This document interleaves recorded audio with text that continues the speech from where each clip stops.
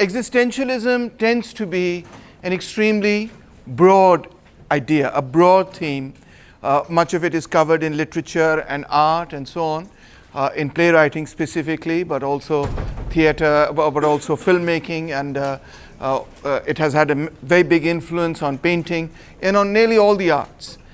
But it is difficult to talk about existentialism in the same way that one talks about, let's say, something like neo-Marxism or Marxism or whatever, because whereas neo-Marxism or Marxism tends to come out of one set of writings, and have sort of certain very common, clearly definable discipline themes and so on, ideas and issues that they look at.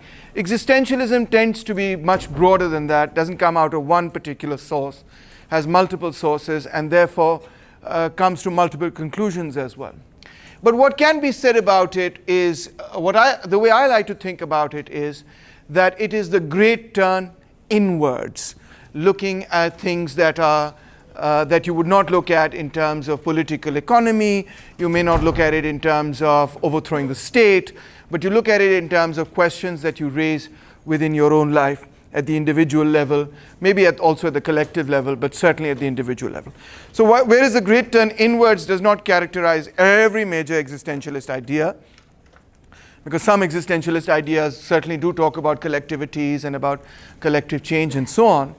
But I think as a whole, this phrase helps me capture what existentialism can be described as a whole. So in the reading, you had they sort of took existentialism and they identified 7 key themes that are associated with this trend in philosophy or in political philosophy. And that means, of course, that not every writer writes about every trend, but these 7 broad themes come to capture much of what we consider to be the existentialist discourse or critique.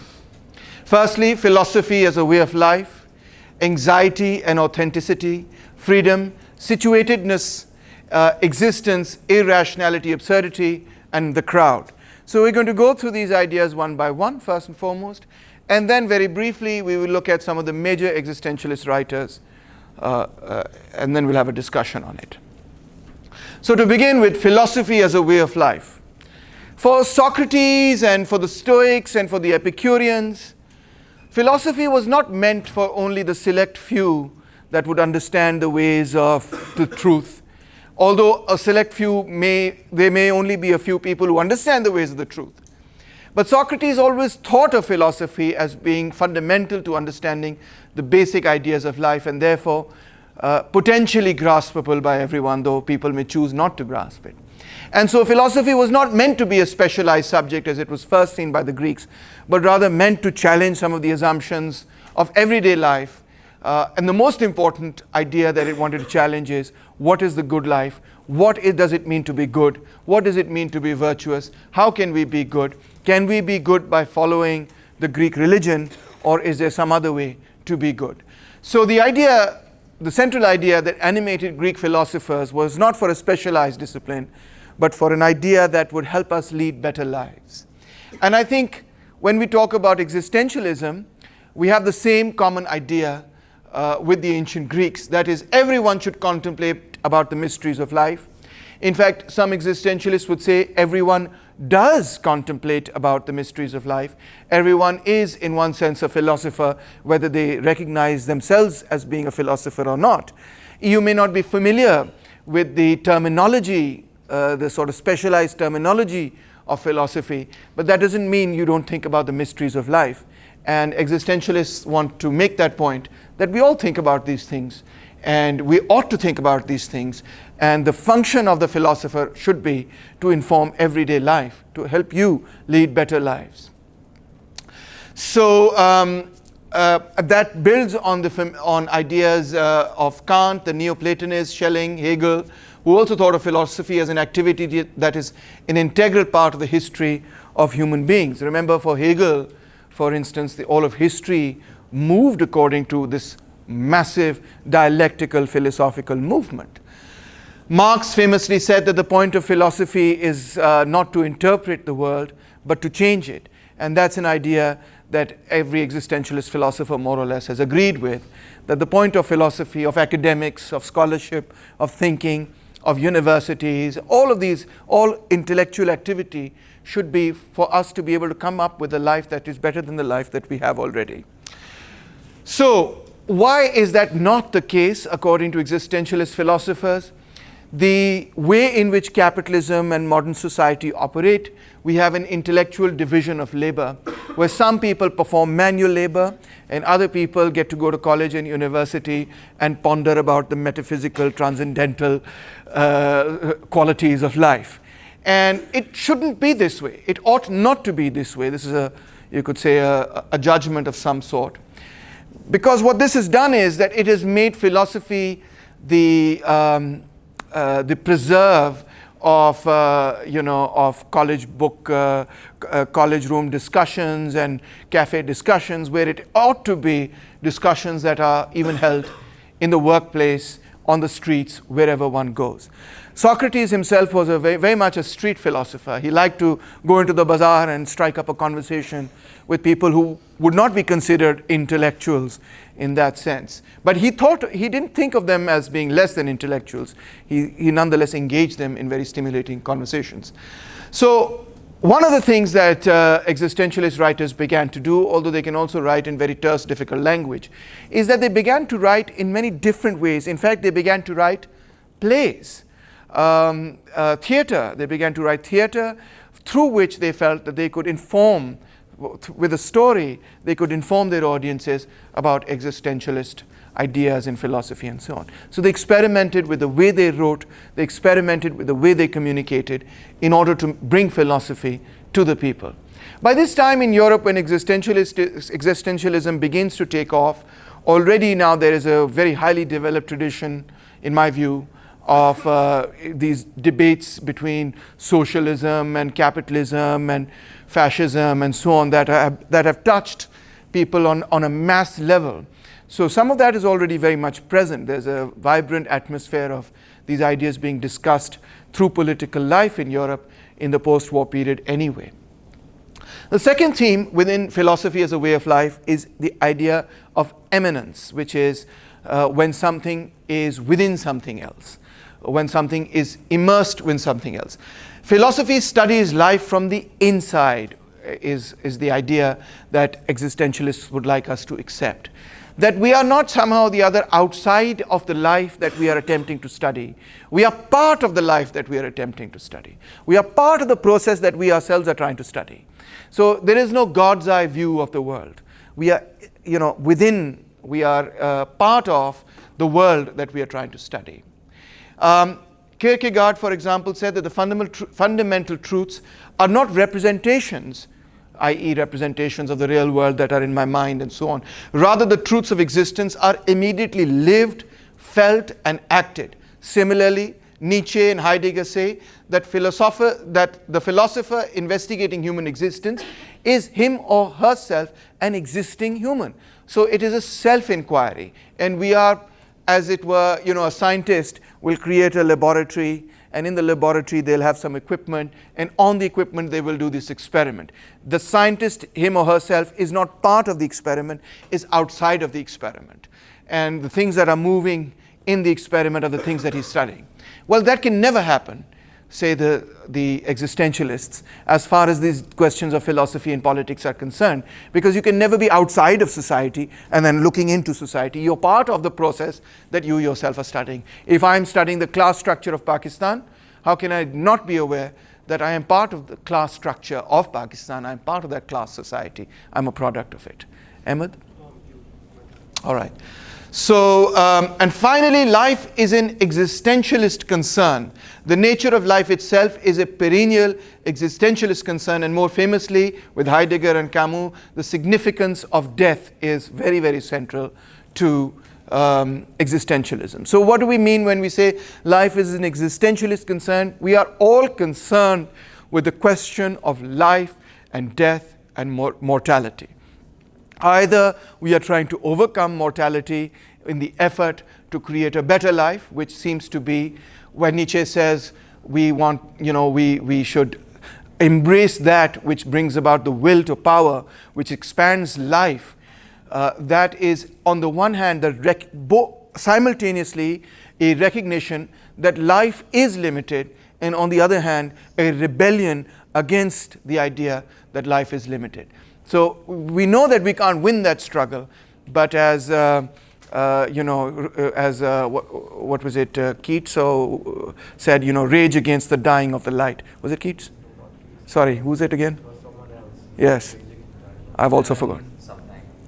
Was it? Anyway, I've forgotten. But a very famous poem, right? Rage against the dying of the light. Do not go silently into the night.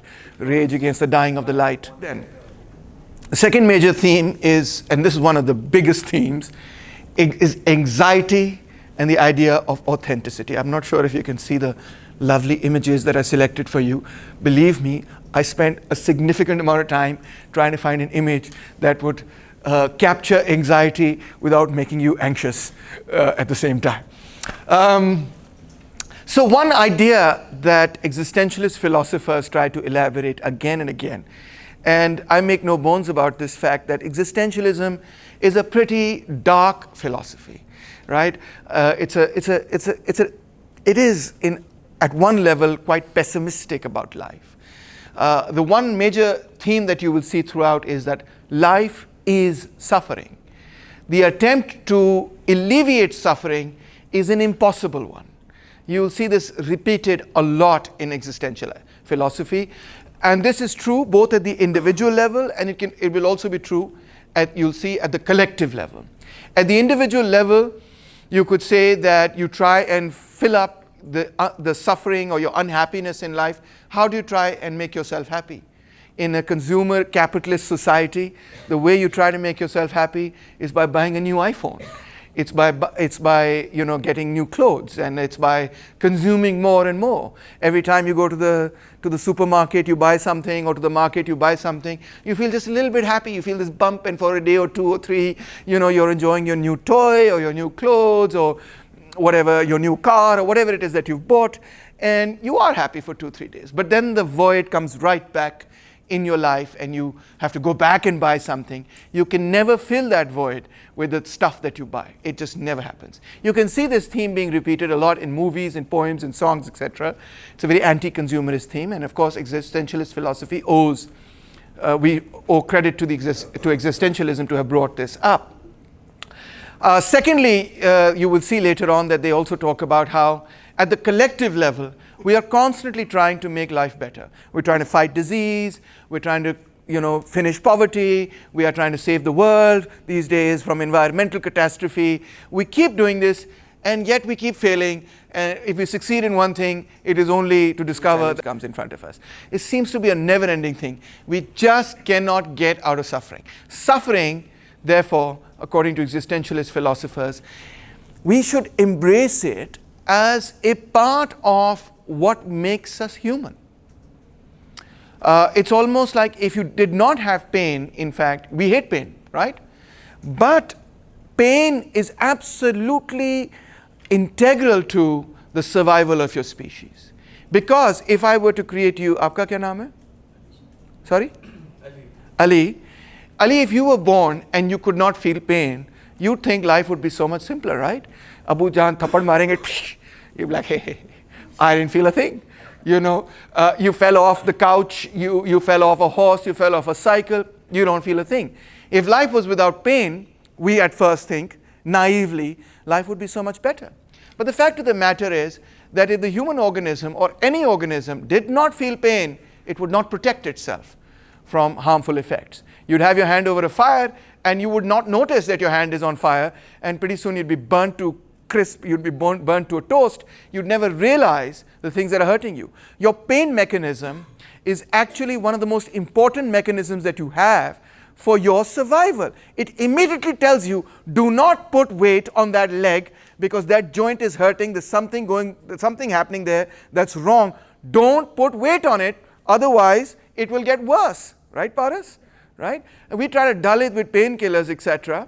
The idea is that when you do take a painkiller, you're supposed to act like you still have that pain, because if you take a painkiller and you act like you don't have that pain, you will make your pain worse. You'll ruin your body, in fact. So pain is very important. And what about psychological pain? It's equally important. For a child, it's important to learn what's good and bad and what is acceptable or unacceptable behavior and so on. You can't just go around hurting people. You can't just go around, doing bad things and so on. That would make a reckless society, civilization, that you wouldn't be able to construct a civilization if we didn't care for each other, and we wouldn't care for each other if at some level we didn't feel some psychological pain from each other. After all, it's not just being given a slap across the face that hurts. What hurts even more is to be told that you are, by somebody that you care about, whose opinion you care about. When somebody whose opinion you care about tells you that you were a bad person for doing X, Y, Z, it hurts. It physically, almost like physically hurts, right? And that also is a mechanism to tell you what sort of behaviors you ought to do and what sort of behaviors you shouldn't do, and so on. So we existentialist philosophers are of the opinion we can try and alleviate suffering, but this is never going to happen. And that is the idea that human existence is in some way on its own. We are lonely in this world. Everything that we see around us, all the objects that we see, out of all the things that we see, there is nothing quite like humanity. In other words, there is no other being that we know of that has self-reflexivity, that can think about its own existence, that has self-consciousness. In that sense, existentialist philosophy says we are quite lonely. We have nobody else to ask these vital questions about life and death and so on. We can't ask a table, we can't ask animals. None of them have the level of self-reflexivity that we do. So it is in that sense that existentialist philosophers say that we are on our own, we are lonely, and this causes anxiety, anguish. It is the recognition of this loneliness that causes it. It's not just the loneliness that Afia says, today I wanted to go and have ice cream, all my friends went and had ice cream and they didn't invite me. That's not the only kind of loneliness we're talking about. That may be there, but that's a very low level of loneliness. Existentialist loneliness is the understanding that there is no entity in the world that can help humanity understand its own condition. Earlier on, we thought that God helps us understand our condition.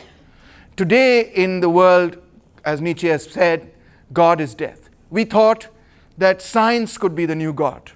Today in the world, we think not only is God dead, but the truth is dead. There is no such thing as a truth. There's no way to find it.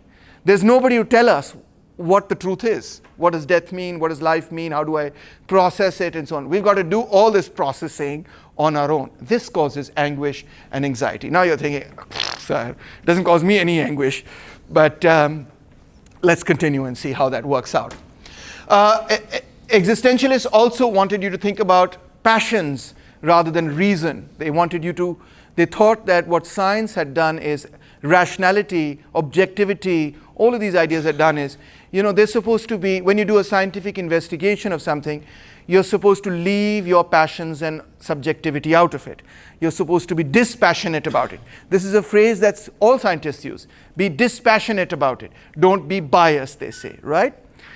But we don't experience the world in this way. We don't experience anything in this way. We always experience everything through our emotions. And this psychology completely accepts. We are not robots. We never have been. Our memory systems also operate in accordance with things that scare us or things that we love, things that move us, we remember very firmly. Things that don't move us, we simply don't remember. We forget. We forget them in the evening. I had breakfast. Actually, I didn't have breakfast. But the point is, whatever I ate in the morning, I don't remember what I ate in the morning. I don't even know whether I ate in the morning. It had no emotional impact on me. But if my daughter comes and kisses me and says, Babu, I love you, I'll miss you in school, it has an emotional impact on me. I remember it the whole day. I may remember it for years afterwards. So our memory, the way we perceive things, is deeply, deeply enmeshed with our emotions. And yet when we study things, we leave all of that out. Existentialist think that this is not a very good way to understand how we look at and understand the world. Life is without reason, it is without morality, and it is without empirical evidence. If you think that you can find the meaning of life by opening up the sacred book, which we've done for thousands of years, already the Enlightenment has so convinced you that that is not that will not provide you with any answers. If you think that a man in a white coat is going to be able to provide you with all the correct answers, we have shown that men in white coats have done horrible, terrible things to the world. If you think that empirical evidence, statistics, data, all these tables are going to provide you the evidence, we have shown you that there are lies, there are damn lies, and then there are statistics. Right? Very famous saying, right? God, not only is God dead, but the idea that there is a truth, an absolute truth that can be understood. The great Socratic mission was to find that absolute truth, to find a method that could move us into that absolute truth. Well, Socrates is dead. The Socrates mission is dead. There is no such thing as the absolute truth. It cannot be found. And that is the uniqueness of the human condition, which is that we are in this world and we have no rock to stand on. We have no anchor from where we can peg our ships. We are as if afloat. We have no basis to say what is right, what is wrong, what is true, what is false. Shifting sands, how do we once again anchor ourselves? That is what causes anxiety. That is the foundation of anxiety. What about authenticity then? The fact that that one is on one's own as a human being, that is the only self-reflexive creature that we know about. We should need to find a way that we are not conforming to the crowd and are understanding the nature of existence as suffering. So what we tend to do is we very easily conform to what everybody's doing. However everyone has answered the question of what is the meaning of life, that's how I'll answer the question of what is the meaning of life. But by doing that, I am becoming inauthentic. What does that mean to become inauthentic? I'm not thinking for myself. It's not my answer. It's not an authentic answer because it hasn't come from me. I heard it from Afia, I heard it from somebody else, and I just repeated it like a parrot. I heard it from Taimur Rahman, I repeated it. That's not an authentic answer. Aapka kya naam hai? Abbas, you didn't think about that answer. You merely parroted me. Hence, it's not authentic. Secondly, the inauthenticity comes from the fact that man is slowly being turned into a machine. And I put Mr. Arnie Schwarzenegger up there for all of you. Machine becomes man, man becomes machine. What is happening in society is that we are being programmed by universities, by the media, by politicians, everybody, to think about reason, value things in an instrumentalist way. Everything is about cost-benefit analysis. We are being taught to think like a machine. We are being taught to evaluate people like machines. When I finish my course, you're going to evaluate me on what are those, sort of things where you say, his teaching was 1 to 5. How dare you put a number on the pearls of wisdom that I am giving to you, right? And when at the end of the year, I want to do my faculty scholarly report, I'm going to be forced by the university to put a number on myself. How would you rate your own teaching on a scale of 1 to 10? How can my creative impulses be instrumentalized with a number? It sounds absurd. What about my emotions? What about the time I gave up with my family to come here and prepare this for you yesterday? And what does that count? I mean, how do you quantify that? Right? The attempt to quantify everything, to think of things with this instrumentalist conception of reason, this instrumentalist conception of value, this utilitarian theory, this constant cost-benefit. If I go visit my grandmother, I will get 10 utils of goodness in my mind. But if I go and have ice cream, I will get 11 units of utils. Screw grandma. Excuse me, let's censor that. But let's go have ice cream. Is this any way to think? Right? Is this any way to think? Ask existentialist philosophers. We are abandoning the spiritual dimension of our being. We are thinking of ourselves as machines, and that is a very, very negative thing, because at the end of the day, we are not machines. And the more that we begin to think like machines, the more inauthentic we are becoming for ourselves. We are narrowing the possibilities of human to the instrumental and technological. Take, for instance, I mean, we do it to you people all the time, right? We're doing it to you right now with class participation. This comment is worth 1 point. This comment is worth 0.75 points. How do I know? Maybe your comment sounds stupid now, but you come up with some brilliant theory out of it 10 years later that shakes the world up. And I didn't even give it like 0.5, in my comment section. I don't know. So, it's... and we're limiting our interaction. People are raising their hands. Why are they raising their hands? Because they need to get that point, so they need to make, sir, I've got a point to make. Actually, you don't have any point to make. We just want the point to be recorded, right? If there wasn't there, then you probably wouldn't have made the point. Inauthentic class participation. And don't we do that everywhere? In everything we do? We pretend to, be people that we are not. We pretend to quantify things that are unquantifiable. And we live a life like that. And we think it's fine. Let's say music society. Anybody in the music society in LUMS? Great. Okay, one person. What CGPA do you need to be part of the music society at LUMS? Minimum CGPA. No, but what CGPA do you need to be? I mean, there's a CGPA. If you slip below it, you can't be part of any society. You do? What is it? It says 2.5 CGPA. Yeah. Oh, for executive. All right. So maybe we have a bloody Mozart sitting over here, but because he can't get above 2.5, he's not going to be head of the music society. He might change the entire world, but because he can't get 2.5 because he doesn't like calculus or something, right? He can't be in the executive committee of the music society. Isn't that absurd? You may say, right? But we do this. That's what we do all the time. And what else do we do? We are monetizing everything constantly. Everything is about money, buying time from people. If I can't get a friend, I will hire a friend. You know how to hire a friend? It's called a psychologist, right? You couldn't find somebody to... It's the truth. You didn't find somebody to spend time with and unload, in normal life, back in the day when there was no psychology, right? What did people do? They met with their friends, they had chai, coffee, they had a drink, they went to the pub, whatever. They met up, they went to the chai khana, and they would bitch about their lives and said, God, today I had a terrible day at work, my crop didn't do too well, this is happening, that's happening, my wife is on my case, or my husband is on my case, whatever, XYZ, then you felt better. You're like, oh, I've offloaded. And now people are just too busy. The busier people get, the less friends people have, right? In New York City and in San Francisco, busiest cities in the world, there's an obsession with psychologists. Because nobody's got time to sit around listening to you moan and bitch about your work. They have better things to do, although they also want to moan and bitch about work. So you hire people to listen to you while you moan and bitch about work. Inauthentic existence. That's what it's all about. Right. So that's what we're doing. We're constantly rating people. Oh, yeah, rating people.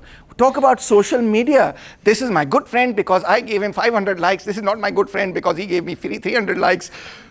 What is going on? Is this how we rate people by, whether or not you like their comments and stuff? Totally inauthentic existence. The human element, the real passions, the emotions, the real connections, all of that is out the window. Maybe I should have taught this section of the course. Maybe we should arrange this section of the course in such a way that we taught this after Shamail taught rational choice theory, but it's a bit late for that now. All right, so next theme amongst existentialist philosophers is the idea of freedom.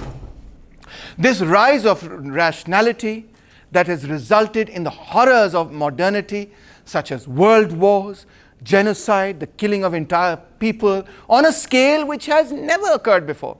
The 20th century was supposed to be the age of science and objectivity and rationality and all of these beautiful things and education and so on and so forth. We have killed more people in the 20th century than we have killed in all the previous centuries put together. That's what yes, did you not know that? Absolutely, hands down. I mean, we have killed, we would put Halaku Khan and Changiz Khan to shame. They would seem like wimpy little babies compared to what we have done in the 20th century. We have upscaled murder to the industrial level. Halaku Khan, Changiz Khan would have said about the gas chambers of Auschwitz that this is horrible. How dare you do this sort of inhuman stuff? If you want to kill somebody, you should kill them with your own bare hands, with your sword, you know. That's the real manly way to kill somebody, not put them in gas chambers. This is a cowardly way, and so on. But that's what we've done. I am not in any way condoning killing people with your bare hands. I'm just trying to make some idea. Sometimes I'd say things just because they sound funny, okay? Sometimes I think they'll sound funny, but they don't sound funny at all. Anyway. So this has resulted in a crisis of values, leading to further anguish. We were supposed to march into a world of liberty, equality, fraternity, reason, science, enlightenment. We marched backward into darkness. Freedom. Sartre says man is condemned to be free. Ali, Soreo, Jago, you are condemned to be free. You have a choice. The choice is you can go to sleep, or you can stay awake and listen to how you are condemned to be free. Every moment we make a choice. Even the fact that we are alive is a choice. We could choose not to live if we wanted to.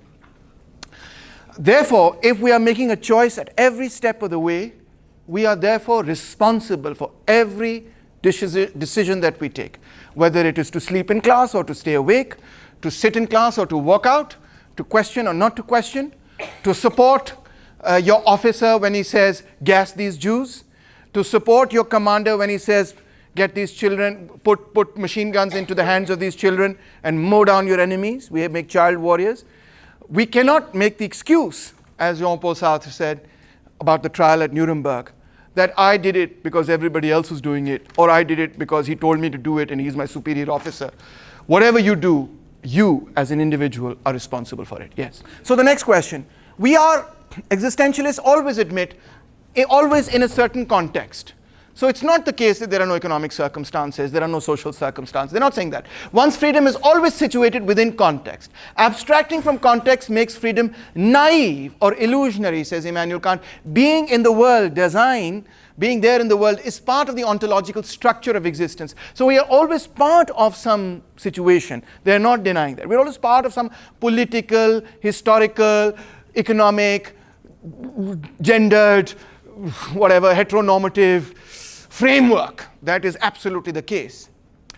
What we can look, if we break that up, we can see first and foremost is my body. And that is one of the primary facts about me. Nietzsche says that, Schiller says that, Merleau-Ponty says that. It has, and of course this had a massive influence on gender studies. That the one thing that I cannot escape, no matter where I am, is that I am my body. I may be a little more than my body as well, but I cannot not be my body. I cannot be out of my body. Secondly, are the social circumstances, which of course include class. Each of my acts says something about how I view others, but reciprocally, each of their acts is a view about how I am. And this derives from the idea of Hegel's idea of recognition through another. It is only when someone else who has self-consciousness recognizes me as a self-consciousness that I recognize myself as having a self-consciousness, says Hegel in the master-slave dialectic, if you remember from my previous course. So, and of course, Karl Marx's idea that there are economic and political circumstances.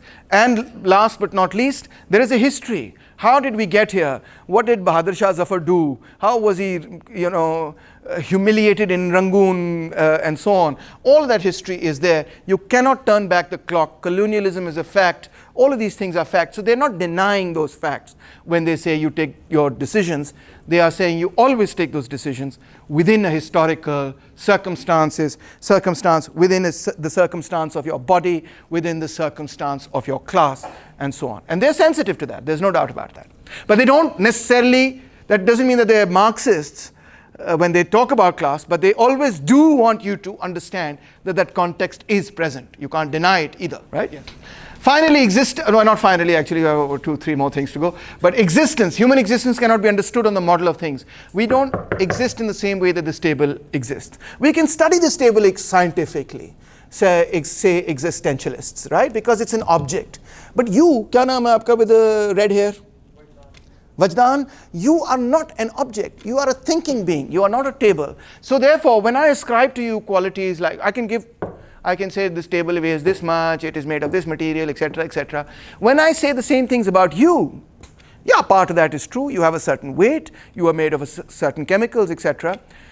But it would be so incomplete if I just described those things, because I'm sure there's another human being who's made of the same chemical combination with roughly the same weight. You, Vajdan, are you, not because of your material properties, but because of your temporal properties, because of your, your intellectual properties, your ability to reflect and think and be a self-consciousness. And therefore, when we examine people in the same way that we examine things, we do a great violence to people, we do a great violence to humanity. We don't really understand humanity as humanity. We rather try to understand humanity as we would understand things, which is why social science is kind of a failed project. We need phenomenology instead of scientific positivist objectivity, because human beings are not like things. They cannot be studied with the same tools that we use for science. Human existence is action. My acts are free. I am not free. I am not free not to act. I am always, even when I don't act, that is a conscious decision. You're not acting you're not getting up and going, you're passively sitting there, but that's a decision you're taking. That's also an action.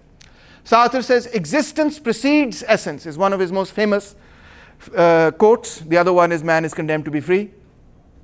What does he mean? We have come into this world without having defined what our purpose is. Our existence comes about without having defined what the purpose of that existence is, collectively as well as individually. The table has an essence which is defined before the table is created. I thought of the table. The table is going to do this. I'm going to be able to put things on its surface. That was the purpose of the table. That is the essence of a table. If I can't put something on the surface, it's not a table, is it? So the essence of the table is defined before the table is created. But the essence of humanity is not defined. There is no meaning to life given to you before you were born or before humanity came about. What we thought was the meaning to life given to us turned out not to be correct, i.e. religion. Therefore, we are the authors of what we want to become. Humanity must decide what it wants to become. Your purpose, individually and collectively as a human being, is not going to be given to you by anybody outside of you. It's not going to be given by anything in nature. You have to choose it for yourself. And this is the fundamental, how should I put it, tension, existentialist question of life. What is the meaning of life? Nobody can tell you. You have to come up with it on your own. Nobody outside of you can tell you, individually or as humanity as a whole. Yes. Oh. This famous artwork, can you get the light so I can show it to everybody, is the representation of a very famous novel called Metamorphosis, in which this man wakes up. Every morning he wakes up and he goes to work. He brushes his teeth. Yeah, I think it's on the other side. He brushes his teeth and so on. He goes to work. But one morning when he wakes up, he discovers that he's not a human being. What is he instead? He's a cockroach. That's right. He's a cockroach. He changes into a cockroach. What is Kafka trying to say? What's the point? They're saying that life is absurd. You're going to wake up one morning and be a cockroach. Well, not exactly. But it's a metaphor that life and human existence is absurd. Why is it absurd? Because nature has no design for you. It's not given you a purpose. There is no reason for your existence. You don't exist in order to appease Zeus so that he'll be kind on you. That was just made up by Greeks. You don't exist. There is no reason for you to exist. There is no reason that I can think of you for you to exist. You just do exist. And then you define your own reason. Yes. So from the point of view of rationality, freedom is absurd. Why? There is no rational basis upon which one makes the choice of the code to follow. There is no basis for us to say what is right or wrong. Look here, it's a very simple thing. People got together and said, this is right, that is wrong. People got together and said, when your husband dies, we want you to jump into the funeral fire and kill yourself, right? Nobody else took that. Excuse me if anybody's offended by that. But that decision didn't come from beyond. It was a social decision that we took. And that is the reality about all the decisions that we take, say existentialists, that these are all decisions that you and I have taken without there necessarily being any fundamental basis for them, for one decision to have been better than the other one. So if there is no rational basis upon which one makes the choice of the code to follow, freedom is doomed to destroy itself, because a free action once undertaken is no longer free. It becomes an aspect of the objective world. Once I undertake an action, I have externalized my idea into the world. That idea becomes something. It becomes an institution. It becomes a way. It becomes a book. It becomes an object. It becomes a thing I've made. A thing. In becoming, therefore, which was a choice, it was my free choice, I must become what I am not, which is a thing. I make myself into a thing. And this idea will continue, you'll see in the future. So therefore, life is absurd. It's irrational. It's not rational at all. Because on the one, there is no scientific basis on which you can say this idea is better than that idea. And two, because whatever it is that you turn yourself into, you are only going to defeat yourself. Suffering is inevitable. Anxiety is inevitable. Because as soon as you make that decision and act on that decision, your actions on that decision become something. They become what you make, the chair, the state, the society, the work of art. It becomes a thing. Or you become a thing. You decided to become a literature major, a writer, a critic, a professor, a doctor, a teacher, whatever it is that you decide to become. What is that? It's nothing but a thing. And a quality that an object has rather than something that continues to change.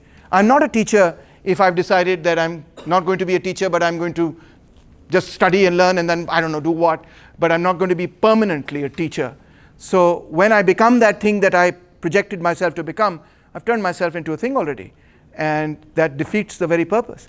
So it's an absurdity you can't get rid of, yes. Last but not least, the crowd. Inauthenticity manifests itself as de-individuated people or faceless people who just follow the crowd. The crowd, the horde, the herd, the masses, all of these things are negative terms for existentialists who want you to have your individuality. But that individuality is not conformity to the latest fads, to the latest fashions, to the latest trends, to the latest gossips, rituals, consumerism, nationalism, socialism, democracy, social media, or even existentialism as a fad. That is not what he's talking about. What he means is that all of this can be done in an authentic or an inauthentic way, depending on whether or not it emerges from within or from without. Can a collective form of existence be authentic, or will it always be inauthentic, given that we are part of crowds and masses and fads and fashions and so on? Nietzsche says, yes, friendship is an aid to the transformation of humanity into a better, higher form of humanity. Heidegger says an authentic mode of being with others, another way of putting the same idea of friendship, can transform you. And Sartre and Simone de Beauvoir say an authentic commitment to a social cause like gender equality or whatever can have that transformative effect. Kierkegaard, the man who started it all, hated Hegel. He's a father of existentialism. He says Hegel reduced Christianity to a moment in the rational development of mankind. He didn't like that at all.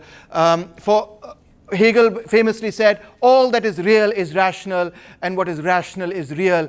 The rational becomes real.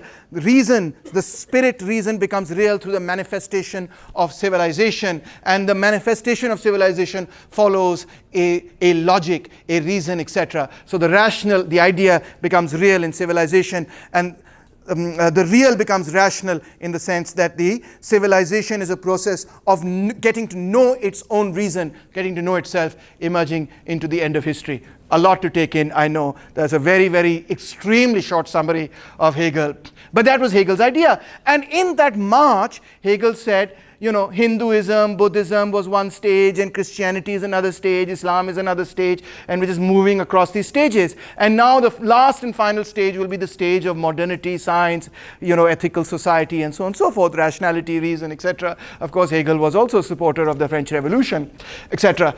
Kierkegaard says, what a load of rubbish! That is not how history works. You have reduced man to a tool of history. This is absolutely not true. In fact, the nature of truth is that truth is, which is truth to me. That means truth is subjective, it is personal. He wanted the suspension of reason, and he thought that the suspension of reason is the heart of religion and Christianity. Religion cannot be reasoned, it has to be lived. The human is a passionate animal, he's born from emotions. If human beings were a beast or an angel, he could not be in anxiety because he is a synthesis. He can be in anxiety, and the more profoundly he is in anxiety, the greater is the man. Anxiety is the normal, suffering is the normal human condition, as Jesus suffered on the cross. The point you raised earlier, and the excellent point you raised earlier.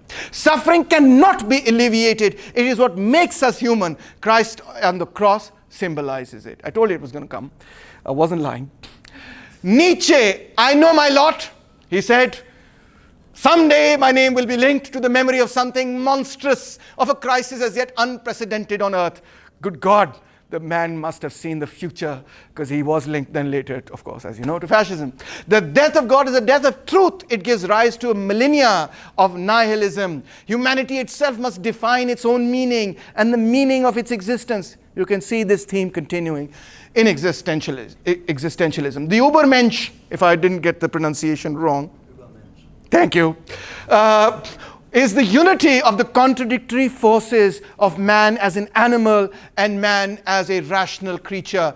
And this is what allows us to transcend nihilism. All the philosophers have been handling for thousands of years have become conceptual mummies. Nothing real has ever left their hands alive. I would say this about Lums, frankly. Every great idea, university life in general, every great idea that animated the world and made people kill each other becomes in the context of a university something dead, boring. Ali starts snoring, you want to have a break, etc., etc. That's basically what philosophers have done to the world. They've destroyed these animating ideas, And morality aims to limit the creative power of this animal instinct, which is very important, says Nietzsche. And of course this distinction goes all the way back to St. Augustine, and even earlier all the way to the Greeks, right? But this animal part of you is also very, very important. Morality is arrogant. Why? Because the will to power are those ideas that preserve and develop life, and morality's purpose is really not to develop the will to power, but to subdue it. The human is not an end in itself, but a means to something perfect, completely finished, happy, powerful, triumphant, that still leaves something to fear.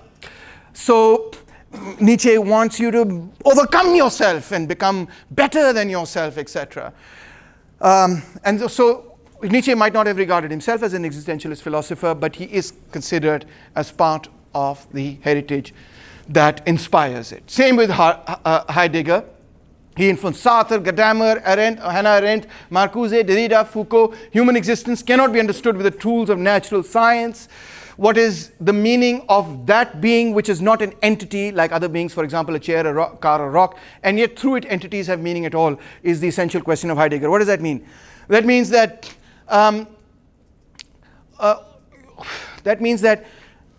we have human beings. Again, to put it very simply, human beings are very different from chairs, cars, rocks, and other things, because all of those things are unable to think about themselves.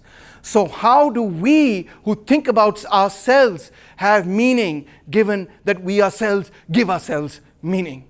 This is the confusing bit. Nothing outside of us gives us that. So Aristotle answers this question by saying it is substance, matter, that's why he's considered a materialist, which pervades everything, including human beings, and we are made of that. And this is the ancient subject-object distinction that we see in philosophy, that the subject is the conscious element, the object is the element about which you have consciousness, what you're thinking about, what exists outside of consciousness. Now this subject-object distinction is exactly what Heidegger wants to destroy in philosophy. He says, instead of that, he poses the concept of design, that is being there in the world. So the idea of immanence comes back up, that you are part of the world that you are trying to describe. You are what you are trying to describe. We already exist in the world that we are trying to understand, hence no subject-object distinction can exist because the subject is thinking about the object, which is itself the subject. So the subject is thinking about the subject, it's thinking about itself. So there is no subject-object distinction in that sense. But the subject is also an object in the sense that it exists in the world. But it exists there in the world and it's thinking about itself. So where do we end up? In a situation where the subject-object distinction, which is where Descartes begins modern philosophy. I think, therefore I am. I exist because I think, right? Cogito ergo sum, right? That distinction he wants to throw out. He says that's the fault. That's where all the muck and filth of modernity begin. Yes. Jean-Paul Sartre is the person that we need to cover, really. अच्छा, मैं तुम्हें भेज दूंगा, don't worry. He's the most influential of philosophers. He was very much inspired by phenomenology, which is that consciousness cannot be just consciousness of consciousness. It has to be consciousness of something. I am conscious that she is beautiful. I am conscious that I'm in class today. Consciousness is always directed. That's called intentionality. So Sartre says, if I love her because she is lovable. Lovableness is not an aspect of my image of her, but a feature of her. If it is a feature of her, then consciousness is not a thing and not subject to the laws of things, says Sartre. Consciousness, he says controversially, is nothing. It's not a thing in the sense, so it's nothing. It's not nothing in the sense that it doesn't exist. It's nothing in the sense it's no thing. It's not a thing. It's not an object. You say, my wife is, if you say my wife is very lovable, then I will probably not like you very much. I'll be very jealous or something. But if I say my wife is also lovable. But the point is, if I say my wife is lovable, Jean-Paul Sartre says that even that is a form of objectification, because I am ascribing to her a fixed quality that I would ascribe to a thing. This is very different from the objectification that perhaps you are familiar with in, sort of first wave or second wave gender theory, which was that, you turn a person into an object in the sense that you treat a person as an object in the sense that you deny their agency, you deny their ability to think for themselves, and you portray them not as a subjective being but as an object. That is objectification in the non-existentialist use of the word. But in the existentialist use of the word, and that is very clearly demeaning to the other person, right? When you are utilizing them as an object rather than viewing them as a human being capable of thought. That is obviously very demeaning. To our sensitivities today, in particular, that is obvious that is demeaning. But Sartre and Simone de Beauvoir mean objectification at an even deeper level. Even when you're paying somebody a compliment, they are saying, even when you're saying, kya naam aapka? Imad, you're a smart chap, right? Even if I say that is a form of objectification. I'm ascribing to you a fixed quality. Maybe tomorrow you won't be so smart, or whatever, right? So this is a tricky thing. And you might say, sir, is tarah to phir koi bhi baat nahi kar sakte. You can't say anything, because anytime you say anything about anyone, you end up ascribing some quality to them. And anytime you want to work together with other people to achieve something larger, you at some level are thinking of them as means to an end. You want to do a play together. Everybody wants to do that play together. But you're thinking, in order to do this play, I have to recruit A, B, C, X, Y, Z person. In order to do this project, I have to get Saad and Rafiq and others with me, right? What are you doing? Is that not treating someone as an object? That is what Sartre refers to as the fragility of freedom, and another tension that cannot go away.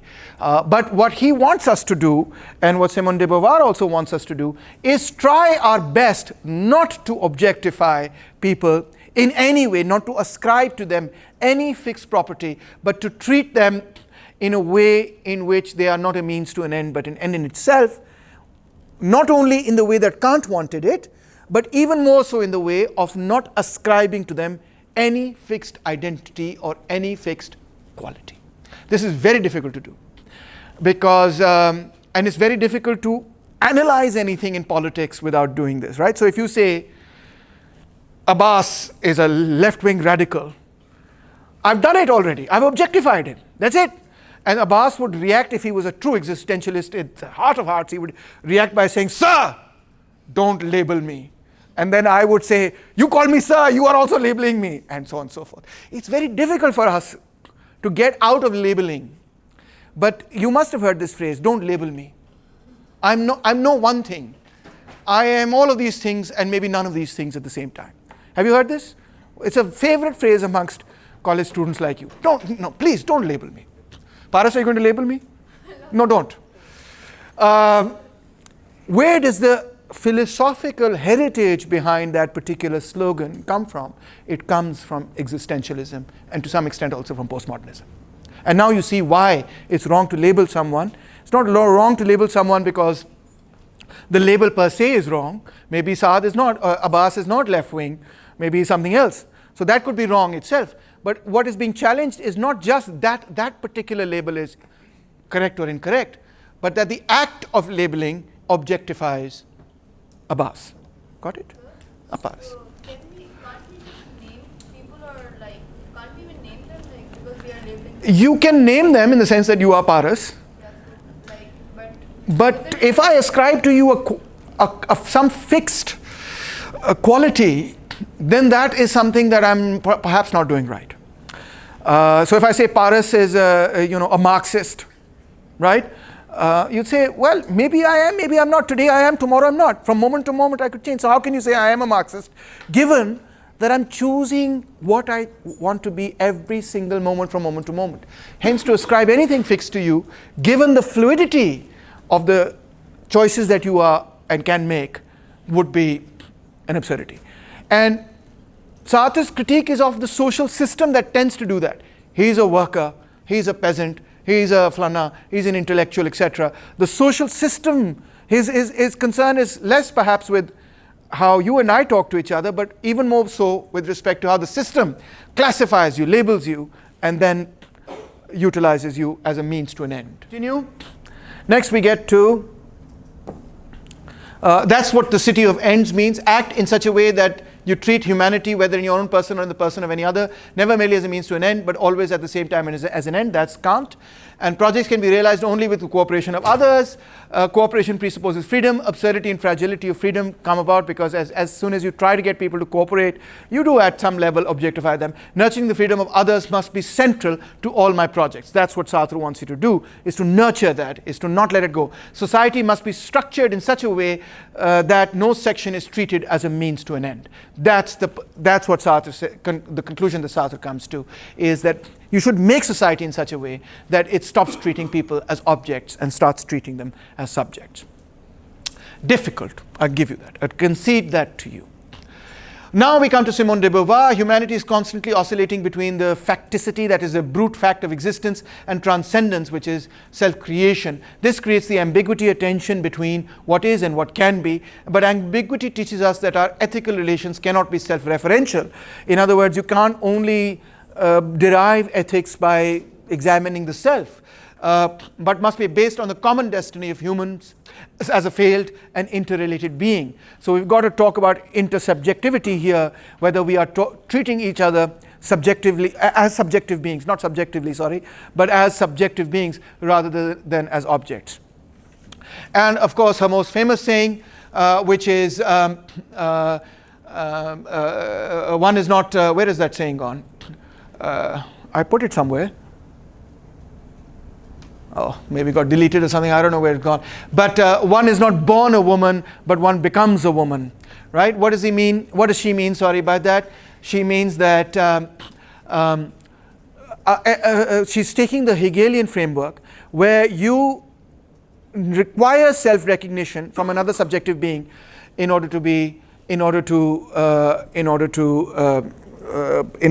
for self-recognition, you require recognition from another subjective being. That leads to a death match. One person submits.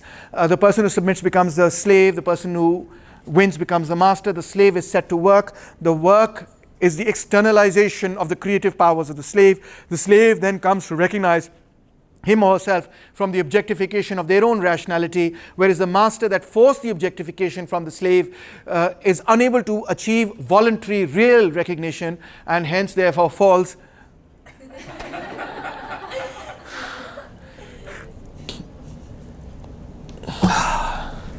So she says, a man can find a justification of his own existence only in the existence of other men, but only the freedom of others keeps the woman is treated as the other, but only the freedom of others keeps each one of us from hardening in the absurdity of facticity, which means in the absurdity of treating each other just as objects. To will oneself free is also to will others free, and therefore the goal of Simone de Beauvoir is very similar to Sartre's, which is that we have to evolve a society which treats each other not as objects but as subjects.